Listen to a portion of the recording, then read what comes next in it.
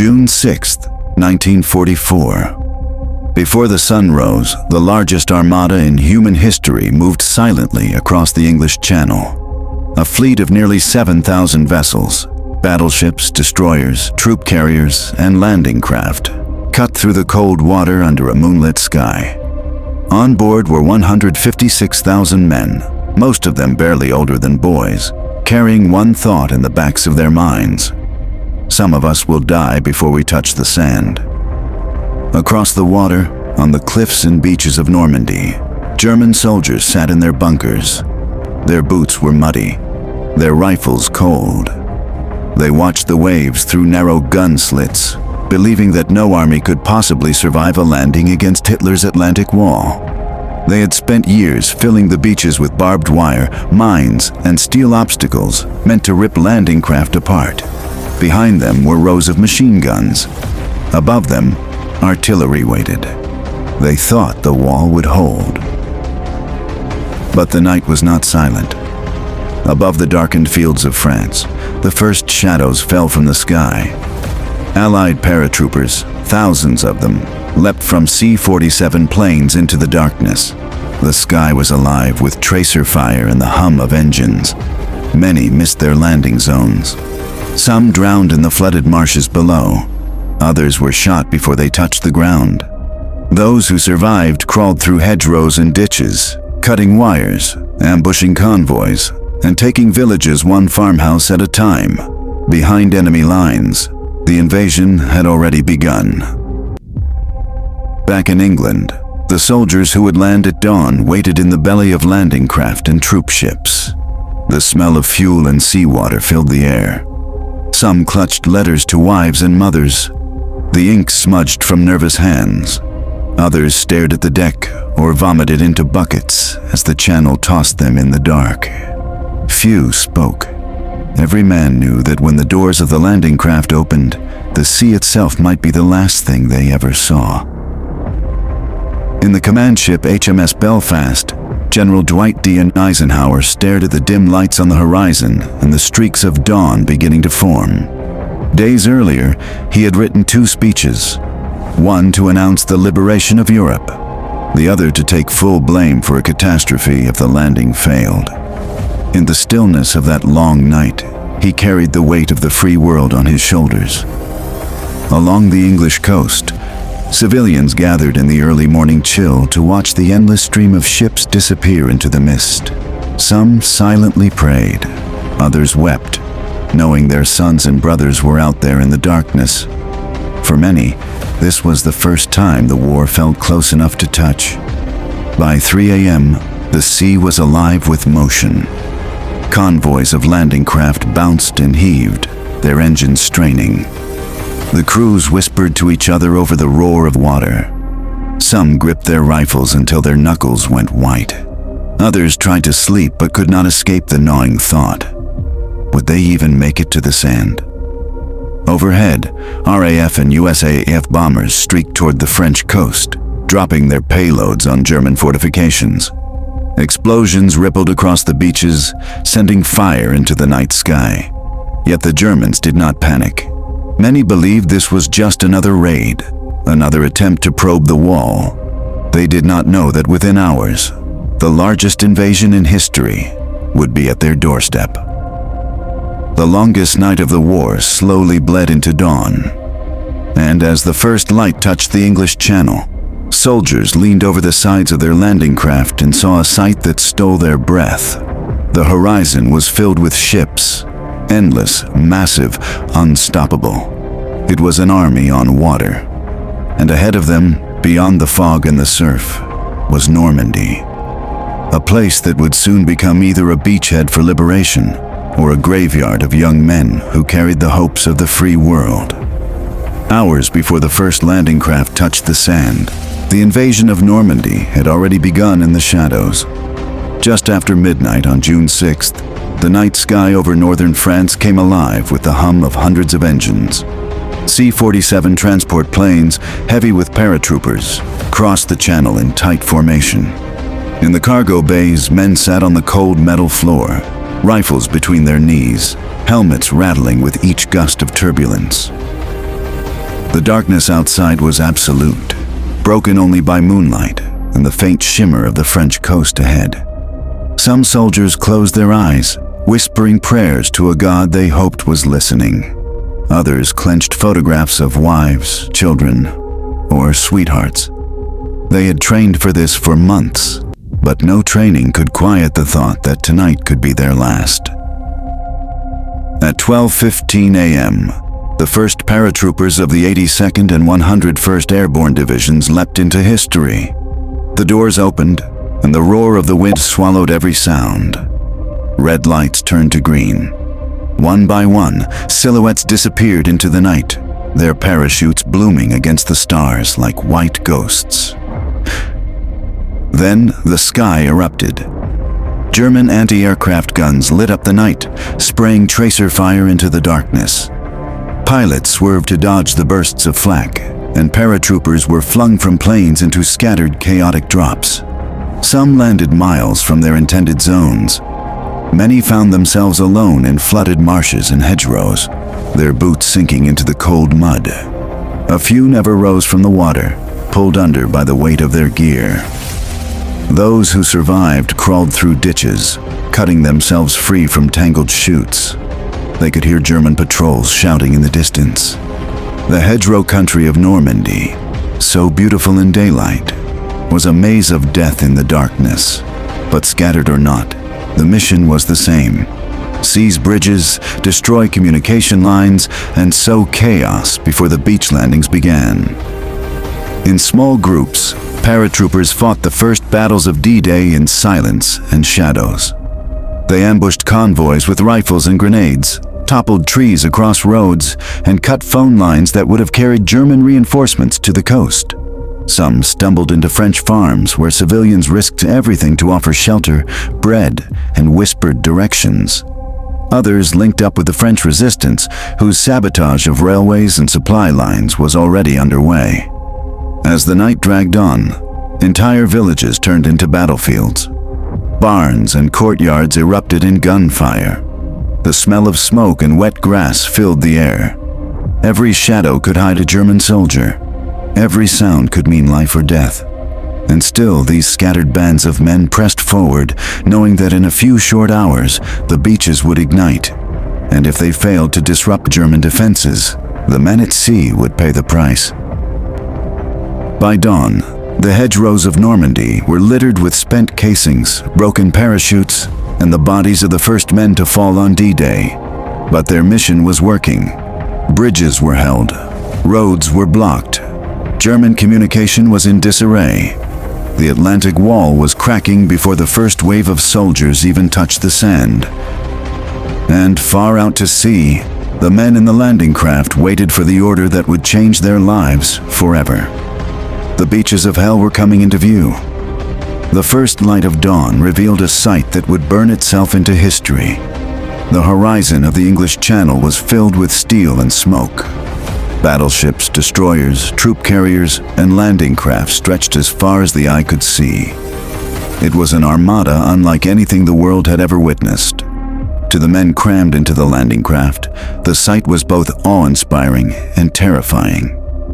Engines roared over the water as the first wave of Higgins boats bounced and lurched toward the French coast. Salt water sprayed into the faces of soldiers gripping their rifles, hearts pounding in their chests. Some kissed crucifixes, others muttered prayers. Many stared silently at the rising line of sand and cliffs, knowing that death was waiting. Then, the thunder began. German artillery opened fire from the cliffs and concrete bunkers of the Atlantic Wall. Explosions erupted in the water, sending columns of spray high into the air. Landing craft were struck, vanishing in plumes of smoke and flame. Men were thrown into the freezing water, weighed down by packs and rifles. Some kicked and clawed desperately for the surface. Others sank without a sound. Omaha Beach, in particular, became a nightmare. The tide was against the men. Machine guns raked the shore in a relentless crossfire. Mortar shells burst among the landing troops. Soldiers staggered through chest-deep water, dragging themselves over sandbars littered with obstacles, barbed wire, and mines. Every step forward felt like a miracle. Corpses floated in the surf. Medics dragged the wounded to cover behind steel obstacles, using them as shields against bullets. Officers shouted for men to push forward, but their voices were drowned out by the roar of gunfire and the screams of the dying. On the sand, men clawed at the earth, trying to dig shallow trenches with their helmets to escape the rain of lead. Further down the coast, the British and Canadian beaches, Gold, Juno, and Sword, also erupted in chaos, though their defenses were less murderous than Omaha's. Tanks rolled off landing craft, some sinking instantly into deep water, while others crawled up the beaches under fire. Engineers with flamethrowers and demolition charges attacked the German bunkers, turning concrete strongholds into infernos. Everywhere, courage and terror collided. A soldier who had trained for months could be dead in seconds, while another, trembling in fear, found himself dragging a wounded comrade to safety through a hail of bullets. Time lost all meaning. The only world that existed was sand, surf, and fire. By mid-morning, the first breaches in the German defenses appeared. Naval gunfire from offshore battleships pounded the cliffs.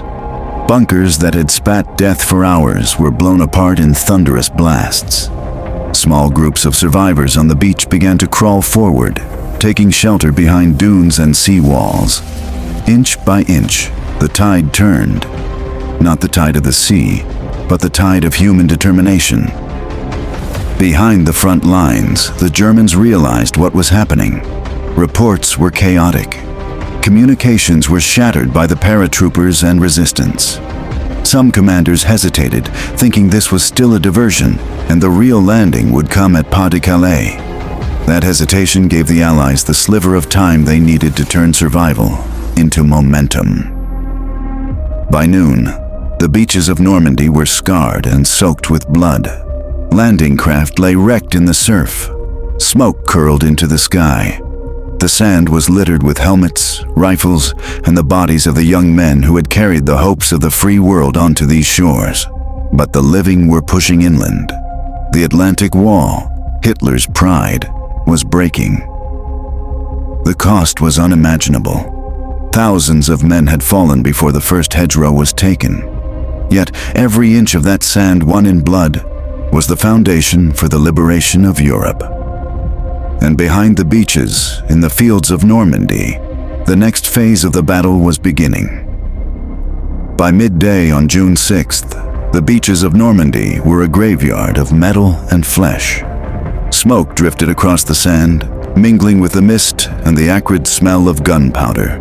But amid the wreckage, movement began. Soldiers who had survived the landing now faced the next nightmare, breaking past the Atlantic Wall and pushing inland. Omaha Beach was still a killing ground when the first small groups began crawling up the bluffs. Using shell craters and the bodies of fallen comrades for cover, they inched their way forward. Engineers with explosives and flamethrowers led the way, silencing German pillboxes one bunker at a time. When a charge detonated inside a concrete stronghold, the ground shook, and the roar of gunfire paused just long enough for men to sprint to the next patch of cover. On Utah Beach, the story was different.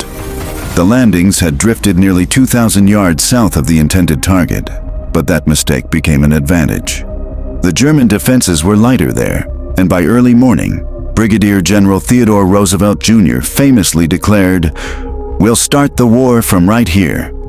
The men of Utah pushed inland quickly, linking with paratroopers who had survived their chaotic night drops. British and Canadian forces at Gold, Juno, and Sword also began their inland push. Tanks from the 79th Armored Division, including the ingenious Hobart's Funnies, cleared mines and obstacles, allowing infantry to press forward. Canadian troops at Juno Beach endured brutal machine gun fire, but by afternoon were advancing into the Normandy countryside, moving through hedgerows and farmhouses still echoing with the sounds of retreating Germans. The Atlantic Wall, which Hitler had promised was unbreakable, was crumbling under relentless pressure. Naval gunfire from offshore battleships pounded the coastal batteries, while Allied aircraft swooped low to strafe convoys and artillery positions. German troops who had spent years building bunkers and trenches were now either dead, captured, or in retreat. Yet the inland fighting was far from easy. Normandy's hedgerow country turned every field into a fortress. Thick earth embankments and tangled brush created natural defensive lines for the Germans. Progress was measured in yards, not miles. A squad could fight all afternoon to clear a single farmhouse, only to be met with another ambush beyond the next hedge. In the midst of the chaos, small acts of heroism decided the fate of the beachhead. Medics dashed through open fire to drag the wounded to safety. Signalmen climbed exposed dunes to restore communications. Engineers crawled into minefields to clear paths for tanks and supplies. For many soldiers, survival became an instinct, and courage was simply the refusal to stop moving forward. By late afternoon, the first connections between the separate beachheads were forming. Utah and Omaha began to link. British and Canadian forces on the eastern flank were moving to secure the city of Caen, a key objective that would see weeks of brutal fighting to come. Behind the beaches, landing craft brought in waves of reinforcements, vehicles, and supplies, turning fragile strips of sand into a living front line. The Germans launched counterattacks wherever they could, but their response was disorganized. Confused by Allied deception operations and crippled by disrupted communications, some commanders hesitated. Others waited for Hitler's personal approval to release the panzer divisions. That delay was fatal. By the time armored reinforcements moved, the Allies had dug in and were ready. As night fell over Normandy, the beaches that had been soaked in blood that morning were now littered with supply depots, medical tents, and makeshift command posts. The Atlantic Wall, once a symbol of German invincibility, had been breached in multiple places. A fragile foothold in France had been won, but at a cost that would haunt survivors for the rest of their lives. The road to Paris, and ultimately to the end of the war in Europe, had begun on this blood-stained coast. But for the men on the ground, there was no celebration, no sense of triumph, only exhaustion, the stench of death, and the quiet knowledge that this was just the beginning. As the sun rose over the smoking beaches and hedgerows of Normandy, a nation began to stir from 4 years of occupation. France, long shackled under German control, was awakening to the sound of liberation. In the small villages near the coast, the first sign of change was not the sight of Allied soldiers, but the distant thunder of battle. Church bells trembled from the vibration of artillery. Farmhouses shook as tanks rumbled down dirt lanes. Families huddled in cellars, clutching one another as the sounds of war grew closer. Then, in the early morning light, the first American, British, and Canadian soldiers emerged from the hedgerows, muddy, bloodied, and exhausted. They carried with them the weight of the beaches behind them. To the villagers, these soldiers were the first living proof that liberation was not just a dream whispered in the dark. Doors creaked open. Faces appeared in windows. In some towns, elderly women fell to their knees in the streets, weeping as they pressed the hands of young soldiers who could have been their grandsons. Children clung to the legs of paratroopers, marveling at their strange accents and dusty uniforms. Flowers appeared in hands that had, for years, held only fear. For many French civilians, this day was the first time they dared to hope. The swastika flags that had hung from town halls and train stations for years were torn down, replaced by hastily sewn French tricolors or the Union Jack and Stars and Stripes. In fields and villages, the resistance emerged from hiding, farmers, shopkeepers, and students, now carrying rifles and armbands, joining the Allied effort to hunt down the last German patrols. For the soldiers, the human encounters cut through the exhaustion and terror. A private who had spent the morning dragging his friends out of the surf now found himself accepting a loaf of bread from an old woman with tears in her eyes. Another soldier, hands still shaking from the firefight, paused to let a little girl kiss his muddy cheek. These brief moments of humanity reminded them why they had crossed the sea, why so many had fallen before touching French soil. But joy was never far from grief. Many villages were scarred by German retribution for resistance activity. Entire streets bore the blackened shells of homes. Families emerged to greet their liberators, only to find their loved ones missing or dead. The liberation of Normandy was not clean. It was a story written in both tears and blood. And yet, for the first time in years, the people of France breathed air that did not carry the weight of foreign rule. They heard gunfire and explosions, but to them these sounds were the music of freedom. A nation long silenced was stirring. As night approached, soldiers and civilians alike shared quiet moments amid the wreckage. A French farmer offered wine to a group of Canadian infantrymen sitting in his barn. British engineers repaired a village bridge as children watched in awe. In the distance, church bells rang, not in alarm this time, but in defiance, signaling that a corner of occupied Europe had awakened. But for the Allied soldiers, there was no illusion. Normandy was just the first step. Beyond the fields and villages lay the roads to Paris, and beyond Paris, the heart of Nazi Germany. The battle for Europe had only begun. By the night of June 6, 1944, the beaches of Normandy were secure. Fire still smoldered in shattered bunkers. The tide washed over broken landing craft and the bodies of the men who would never see another dawn. The air was heavy with smoke, salt, and the quiet hum of victory bought at a cost too high to measure. D-Day had succeeded. The Atlantic Wall had fallen. Europe had its first breath of freedom, but that freedom had been purchased with rivers of blood. In just one day, more than 10,000 Allied soldiers were killed, wounded, or missing.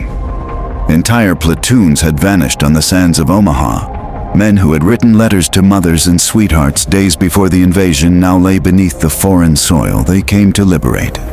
Graves would be marked with simple white crosses and stars of David, stretching in endless rows over the cliffs of Normandy. The survivors carried their scars, some visible, others buried deep in the soul. A soldier might have walked off the beach alive, but the image of a friend sinking into the surf, or the sound of a dying man calling for home, would follow him for the rest of his life. And yet, for all its horror, D-Day was the day the tide of World War II turned irreversibly against Nazi Germany. The courage of those who stormed the beaches, dropped into the darkness, and fought through hedgerows ensured that the war would one day end not in despair, but in liberation.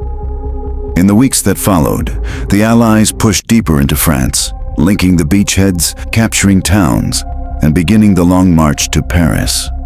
The liberation of Normandy lit a spark across occupied Europe, a promise that tyranny would fall. But every inch of that promise had been bought with the lives of young men whose stories often ended where they began, on a foreign shore they had crossed to free. Today, the beaches of Normandy are quiet. The sand is smooth, and the wind off the channel is cold and clean.